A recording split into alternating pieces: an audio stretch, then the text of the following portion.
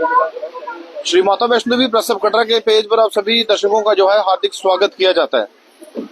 आज मैं इस खबर के माध्यम से आपको मां वैष्णो देवी की यात्रा का इतिहास के बारे में मैं बता दूं। इस समय मैं मौजूद हूं माता रानी का तीसरा स्थान जो है वो भूमिका मंदिर।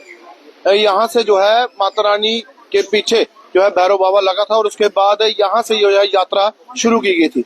इतिहास आप सभी को मैं बता दूं, इस समय आप तस्वीरों के माध्यम से देख रहे हैं, ये दर्शन है पंडित श्रीधर और माता सुलेचना जी। और ये वो दो मूर्ति हैं जिनके द्वारा जो है यहाँ पर एक छोटे से कमरे पर एक भंडारा किया गया था और उस भंडारे पर केवल चंद लोग ही नहीं बल्कि पूरा गांव वहां पर बुलाया गया था।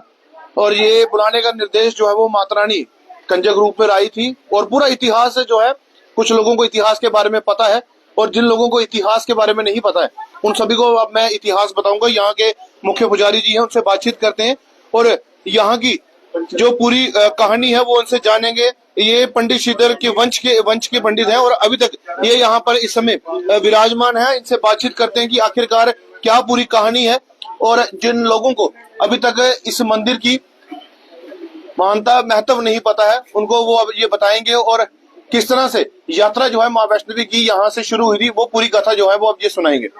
पंडित जी, जय माता की महाराज। तीसरा स्थान है, ये जो इतिहास है ये पहला स्थान है भूमिका माता जी का।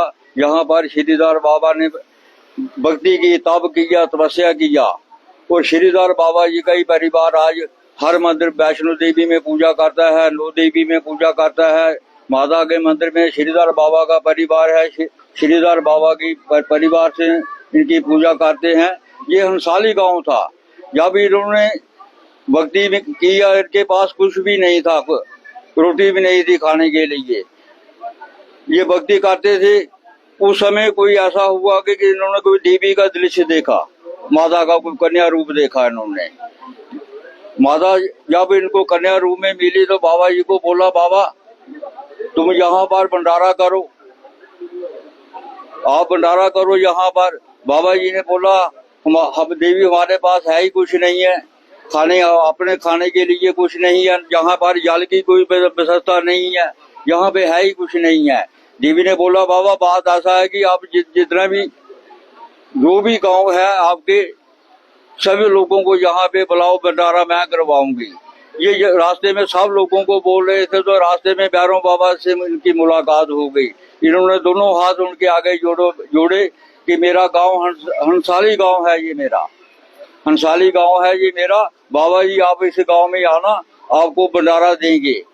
जब भैरव बाबा ने सोचा कि शक्तिशाली इस दुनिया में हमें ये कन्या कौन है जो आ गई भंडारा देने के लिए, भैरव बाबा उनके साथ इस जगह पे पहुंचे। जब उस एक ही जोर से जब माता ने सारा प्रसाद प्रकट किया, सब दुनिया को खिलाने लगी, तो भैरव बाबा देख के दंग रह गया कि सबसे शक्तिशाली मैं हूँ, ये कन्या कौन है। उसने अपना खबर आगे किया कि मेरे को मांस मदरा दे। जब मांस मदरा की बात आई तो यहाँ पे जो देवी कन्या रूप में जो माता आई, यहाँ से बाल गंगा होते हुए, चंद्रभागा होते हुए आर्धकुंवारी 9 महीने तप किया माता ने। उस समय ब्रज ऋषि जी आर्धकुंवारी गुफा में रहते थे, कोई साधु संत बुलाते, बहुत बड़े साधु रहते थे। माता उनकी गुफा के पीछे बैठ गई, यहाँ गर्भ जून बनी। जब 9 महीने माता ने वहां तप तपस्या किया तो वो वहां से सीधे वैष्णो देवी की तरफ रवाना किया। जब गुफा में प्रवेश किया तो हनुमान जी का, भैरव बाबा जी का युद्ध हुआ। इनकी आपस में कोई हार जीत नहीं हो पाई। जब इनकी हार जीत नहीं पाई उस समय पे माता कन्या रूप में थी। जब भैरव बाबा जी, जब माता ने त्रिशूल छोड़ा भैरव बाबा के ऊपर तो माई पिंडी रूप में आ गई, 3 देवियों के रूप में आ गई। पहला सरस्वती माता का रूप धारण इसलिए किया उसने कि हर इंसान को बुद्धि होनी चाहिए। लक्ष्मी का रूप धारण इसलिए किया कि हर आदमी के पास युक्ति मुक्ति को पैसा होना चाहिए। काली माता का रूप इसलिए धारण किया उसने कि हर आदमी के पास शक्ति होनी चाहिए। आज श्रीधर बाबा का परिवार 9 देवी में भूमिका मंदिर माता की पूजा श्रीधर बाबा का ही परिवार करता है। हम वैष्णो देवी में रहे 15 वर्ष। सन 1986 में जब टेक ओवर हुआ तो हम बाबा जी के पास पहुंच गए। पंडित जी, ये जिस तरह से आपने पूरी कहानी बताई है, यहाँ पर अभी भी वो कमरा है जिस कमरे पर पूरे गांव ने आकर वहां पर भंडारा कर माता जी का स्नान है, माता जी की मूर्तियां रखी हैं उसमें, सब दुनिया आती है आज, जो भी मनोकामना इधर करता है पूरी करके ही जाता है, जो भी बाबा जी को मत्था टेकता है। कितना बड़ा कमरा था और पूरा गांव वहां पर आया था और भैरव बाबा भी वहां पर आया था। कब्र उस समय जो बुजुर्ग लोग बताते थे, कमरा बिल्कुल कितना होता है, छोटा ही होता है, जिसमें 150 आदमी, ज्यादा से ज्यादा 50 आदमी आ जाए।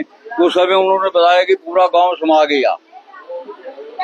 ये वही जगह जो आज आपके सामने में है, यही सजाई है, यही माता का पुराना स्थान है अंसारी गांव का।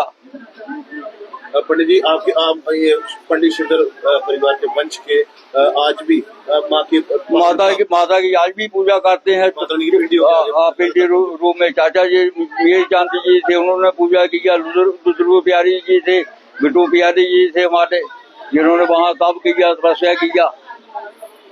आज हमारे शिवम करते हैं, उनका माता की पूजा करते हैं। वो परिवार से हैं, हम परिवार से बाबा की पूजा करते हैं, तो परिवार से बैठे हैं। या माता की महाराज। तो ये आपने देखा, ये इतिहास है। जिस तरह से कई लोगों को इतिहास के बारे में नहीं पता था, वो इतिहास मैंने आपको पंडित जी से बातचीत करके बता दिया कि पंडित श्रीधर परिवार के वंश से ये अभी भी यहाँ पर पूजा अर्चना कर रहे हैं। माँ वैष्णो देवी कोलकोडोली के बाद देवा माई पर थी, उसके बाद यहाँ पर इन बाबा पंडित श्रीधर जी को जो है उन्होंने बोला कि एक छोटे से कमरा इनके पास हुआ करता था और यहाँ पर कोई खाने पीने की व्यवस्था नहीं होती थी, लेकिन माता रानी ने कंजक रूप में यहाँ पर आकर कहा था कि आप भंडारा का आयोजन कीजिए और छोटे से कमरे ही था उस समय, और वहां पर पूरे गांव को न्योता दीजिए और भैरव बाबा को भी दीजिए और वहां पर आके सभी प्रसाद ग्रहण करें। जैसे जैसे पूरे गांव उस कमरे के अंदर आते गए, वो कमरा जो है वो बढ़ता गया। ये माता रानी की शक्तियां आप सभी ने सुनी है कहानियों के द्वारा, और आज इतिहास जो है वो भी मैंने आप सभी को मैंने पंडित जी से बातचीत करके बता दिया कि इस स्थान पर जरूर आए, क्योंकि यहाँ से माता रानी की यात्रा जो है वो शुरू होती है। ये आपको मैंने यहाँ की कहानी बताई है। अब मैं आपको तस्वीरें दिखाऊंगा सीधे उस कमरे की, जिस कमरे पर भंडारा जो है वो आयोजन किया गया था और माता रानी साक्षात वहां पर पिंडी रूप में विराजमान है। माता रानी कंजक रूप में यहाँ पर आई थी, और उस कमरे पर आपको ले चलता हूँ जिस कमरे से सभी लोगों ने जो है वो भंडारा ग्रहण किया था। और वहां पर आज भी श्रद्धालु जो देशों विदेशों से यहाँ पर आते हैं, वो लगातार यहाँ पर हर वर्ष यहाँ पर भंडारा करते हैं। अब मैं आपको तस्वीरें दिखाऊंगा माँ भूमि का मंदिर, जहाँ पर माता रानी ने साक्षात दर्शन दिए थे और छोटे से कमरे के अंदर पूरे गांव ने जो है वो भंडारा ग्रहण किया था। और यहाँ पर बाबा बैरो ने भी यहाँ पर भंडारा ग्रहण करने के लिए बैठे थे, और उसके बाद ये छोटा सा कमरा जो है वो बढ़ता नजर हुआ।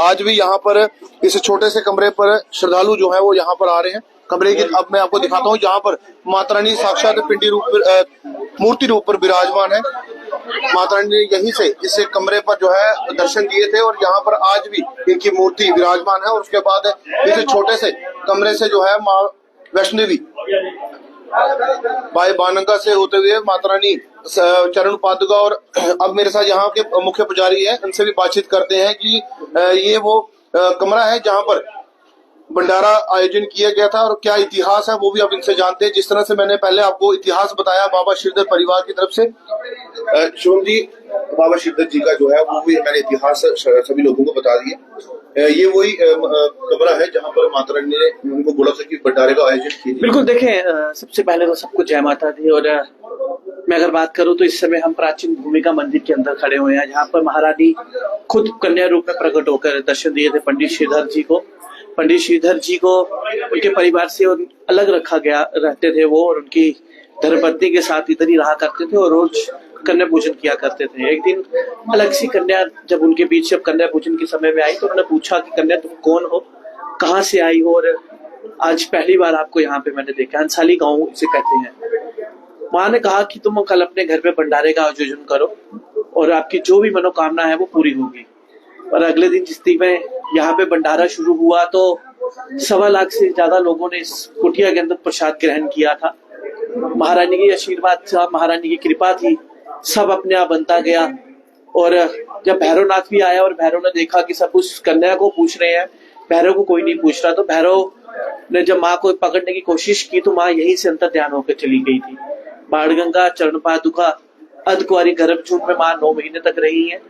भैरव घाटी कि अगर मैं बात करूं तो उससे पहले जब महारानी दरबार में पहुंची, भैरव पीछा करता हुआ वहां पे पहुंचा तो भैरव का वध कर दिया। गर्दन जो है वो माँ वैष्णो देवी की धर जो है वो माँ वैष्णो देवी के दरबार में है भैरव का। गर्दन जो है वो आज भी भैरव घाटी में थी। और अभिषेक, इसके बाद महारानी से भैरव ने माफी भी मांगी थी और उन्होंने कहा था कि तेरे कुल का अंत जो है वो मेरे हाथों लिखा है, वो हो चुका है। आने वाला समय जो है वो तुझे कोई पापी ना कहे, इसलिए महाकाली, माँ लक्ष्मी, माँ सरस्वती 3 रूप में मैं भवन में विराजमान रहूंगी। जो मेरे दर्शन के बाद तेरे दर्शन करेगा उसी की यात्रा संपूर्ण होगी। बोलो सच्चे दरबार की जय। शुक्रिया। और ये वो कुटिया है जिस कुटिया पर भंडारे का आयोजन किया गया था, ये आपने वो देखा। और सामने माता रानी की यहाँ पर मूर्ति भी है। सभी कमेंट बॉक्स में जरूर जय माता दी लिखें और इस वीडियो को ज्यादा से ज्यादा शेयर करें ताकि उन लोगों तक इन दोनों इतिहास के बारे में पहुंचे।